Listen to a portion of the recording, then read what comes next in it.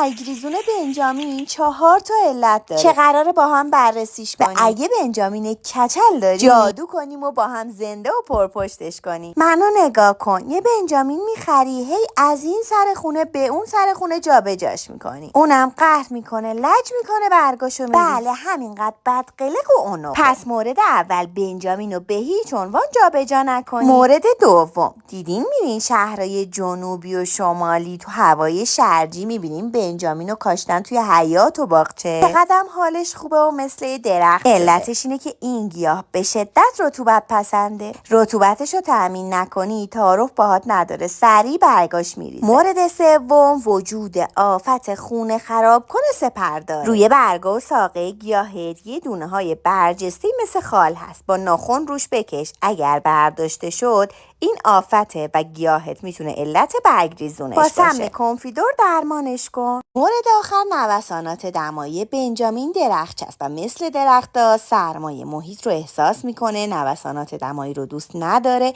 و توی تغییر فصل‌ها دچار ریزش برگ میشه. برای اینکه کمتر این اتفاق بیفته اول هر فصل بهش آمینو اسید بده. اما بیا یه چیزی در گوشت بگم، اصلا نگران نباش. بنجامین اگر شاخه‌های سالم داشته باشه دوباره پر از برگ میشه. سر شاخه ها رو بشکنین. اگر شاخه مثل توی دست من خشک بود و خورد میشد این شاخه سالم نیست و به درد نمیخوره. اما بیاین پایین ترش رو بشکنین. اگر شاخه سبز و زنده بود به راحتی توی دستتون خورد نمیشد، با یه برنامه غذایی درست دوباره اینجوری پر از جوونه میشه. پس ازش ناامید نشی.